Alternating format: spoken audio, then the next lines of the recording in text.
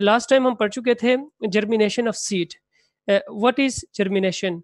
Seed embryo, the development of seed into seedling is called as germination. ठीक है, seed embryo का या seed का सीडलिंग बनने का जो प्रोसेस होता है, या जो बीज होता है या सीड्स होते हैं उनको बोने के बाद जो उनके डेवलपमेंट का प्रोसेस होता है, उस डेवलपमेंट के प्रोसेस को हम क्या कहते हैं? जर्मिनेशन कहते हैं। ठीक है, अब जर्मिनेशन के प्रोसेस में होता क्या है? Embryo soaks up water which cause it to swell and seed coat burst. अब जर्मिनेशन के प्रोसेस के दौरान सबसे पहले जो एम्ब्रियो होगा, जो एम्ब्रियो वाटर एब्जॉर्ब करेगा, वाटर एब्जॉर्ब करने के बाद सीड की स्वेलिंग होती है, और वो स्वेलिंग के साथ साथ फिर सीड कोट या सीड के ऊपर जो इसकी कोट होती है या इसकी कवरिंग होती है, वो कवरिंग क्या हो जाता है? कंप्लीटली वो बर्स्ट हो जाता है या ब्रेक डाउन हो जाता है। Second, root is the first structure that arises from the embryo and root absorb water and minerals from the soil। मतलब सीड के जर्मिनेशन के बाद जो सबसे पहला स्ट्रक्चर रूट से एराइज, सॉरी, सीड से जो एराइज होता है वो रूट्स होते हैं। वो किसी भी प्लांट के क्या होते हैं? रूट होते हैं। ठीक है, अब रूट बनने के बाद, एराइज होने के बाद फिर वो उस प्लांट को जमीन के साथ या सॉइल के साथ अटैच भी कर लेते हैं, और साथ में वाटर और डिफरेंट टाइप ऑफ जो मिनरल्स हैं वो सॉइल से एब्जॉर्ब भी कर लेते हैं रूट के जरिए से plant. After that shoot arise and comes out of the soil. मतलब रूट की कंप्लीट फॉर्मेशन के बाद, एराइज होने के बाद फिर सेकंड जो पार्ट्स होंगे वो प्लांट के शूट्स हैं, जो एरियल पार्ट्स हैं, जो जमीन से बाहर जितने भी पार्ट्स हैं वो पार्ट्स क्या होंगे? इनिशियली वो मतलब उनकी ग्रोथ होगी, वो जमीन से बाहर आ जाएंगे, फिर इनकी डेवलपमेंट का जो प्रोसेस होता है। लेकिन कुछ ऐसे मतलब प्लांट्स या सीड्स भी होते हैं जो कि डोरमेंसी पीरियड में चले जाते हैं। What is dormancy? The time period during which no growth occurs is called as dormancy. मतलब बाज़ औक़ात ऐसे होता है अक्सर इस सर्दियों के मौसम में, विंटर सीजन में, जिस तरह नॉर्दर्न एरियाज या जितने जहाँ पे भी मतलब विंटर सीजन में जब हम गंदुम बोते हैं, ठीक है, मतलब जब उनकी काश्तकारी होती है, काश्त करते हैं, तो कुछ टाइम के लिए जो सीड्स हैं उनकी डेवलपमेंट नहीं होती, वो ज़मीन के अंदर ही रहते हैं, ना बाहर निकलते हैं, ना उनकी डेथ हो जाती है। वो उस वक़्त क्या होंगे?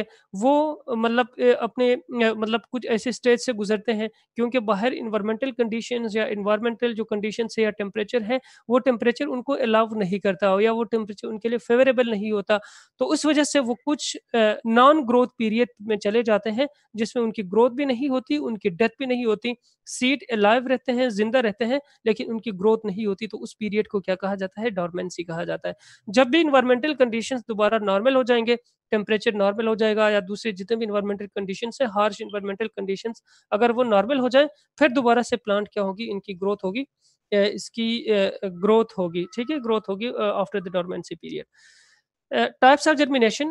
There are two types of germination on the basis of elongation of hypocotyl and epicotyle. Number one, epigeal germination. Hypocotyl elongates in form hooks. ठीक है, एपिजियल जर्मिनेशन में क्या होगा? जिस तरह मैंने समझाया था, आप लोगों को इस डायग्राम में भी समझाऊंगा कि हाइपोकोटाइल, हाइपोकोटाइल क्या होता है? हाइपोकोटाइल एम्ब्रियो का वो पार्ट है जो कि कॉटिलिडन से नीचे अटैच होता है। ठीक है, जो कॉटिलिडन से नीचे का जो पार्ट होता है, तो एपिजियल जर्मिनेशन के दौरान हाइपोकोटाइल एलोंगेट होता है, और एलोंगेट होने के बाद वो एक हुक बनाता है। फिर उस हुक के ज़रिए से that pull the cotyledon above the ground, जो कंप्लीट कॉटिलिडन होता है उसको खींच के ज़मीन से बाहर निकालता है। ठीक है?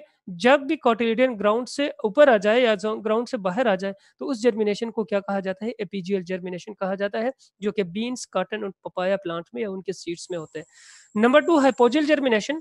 इन hypogeal germination epicotyl elongates and form hook. मतलब उसमें हाइपोकोटाइल की एलोंगेशन होती थी, वो हुक बनाता था, लेकिन हाइपोजियल जर्मिनेशन में एपिक्यूटाइल की एलोंगेशन होगी, जिसके नतीजे में हुक बनेगा, और वो हुक क्या कर लेगा? ज़मीन मतलब उसको कार्टिलेडन को ज़मीन से बाहर नहीं निकालेगा, जिसकी वजह से, क्योंकि हुक मतलब कार्टिलेडन से ऊपर बन जाता है, जिसकी वजह से वो क्या होगा? कार्टिलेडन ज़मीन अंडरग्राउंड ही रहेगा, और उस जर्मिनेशन को हाइपोजियल जर्मिनेशन कहा जाता है, जो कि मेस और कोकोनट में होता है। देखें, ये 2 टाइप्स हैं।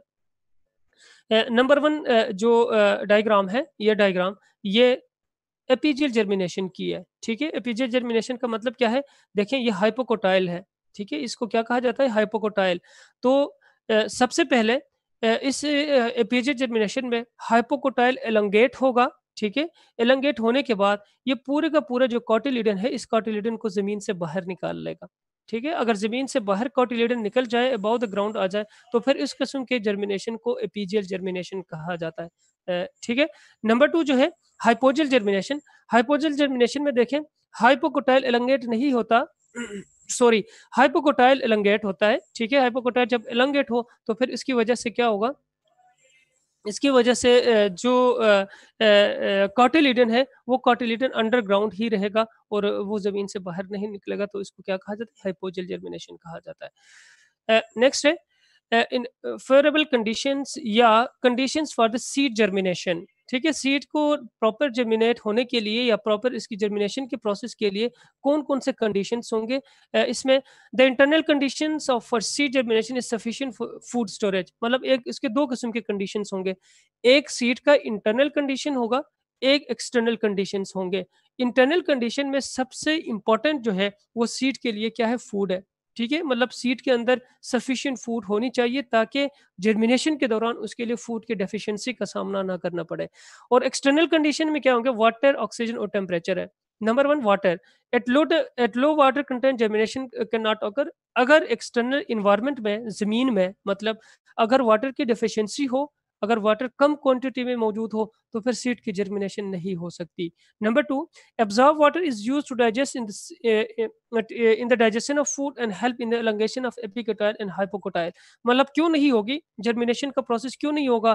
क्योंकि पहले सीड जो है वाटर को एब्जॉर्ब करते हैं और वही वाटर उस फूड के अंदर या उस सीड के अंदर जो फूड होती है उसको डाइजेस्ट करता है और डाइजेस्ट करने के बाद एपिकोटाइल और हाइपोकोटाइल की एलोंगेशन में मदद देता है। अगर वाटर की डेफिशिएंसी हो तो एपिकोटाइल और हाइपोकोटाइल की एलोंगेशन नहीं होगी, जिसके नतीजे में प्लांट या सीडलिंग की फॉर्मेशन नहीं होगी और प्लांट की या सीड की जर्मिनेशन नहीं होगी। Number 2, oxygen. Oxygen is also an external factor या condition which is required for the seed germination, essential for respiration, मतलब फूड की ब्रेकडाउन करने के लिए या फूड की ब्रेकडाउन के प्रोसेस के लिए या रिस्पायरेशन के प्रोसेस के लिए ऑक्सीजन जो है वो रिक्वायर्ड होता है। नंबर 3 जो है टेम्परेचर। ऑप्टिमम टेम्परेचर होनी चाहिए प्लांट की ग्रोथ के लिए, प्लांट की जर्मिनेशन के लिए या सीड की जर्मिनेशन के लिए, जो कि 25 टू 30 डिग्री सेंटीग्रेड है, ठीक है? अगर 25 से कम हो जाए या 30 से ज़्यादा हो जाए तो फिर जर्मिनेशन का रेट भी जो क्या होता है, इसमें डिस्टर्बेंस आ जाती है और प्लांट की जर्मिनेशन या सीड की जर्मिनेशन का जो प्रोसेस है वो प्रॉपर तरीके से परफॉर्म नहीं होता।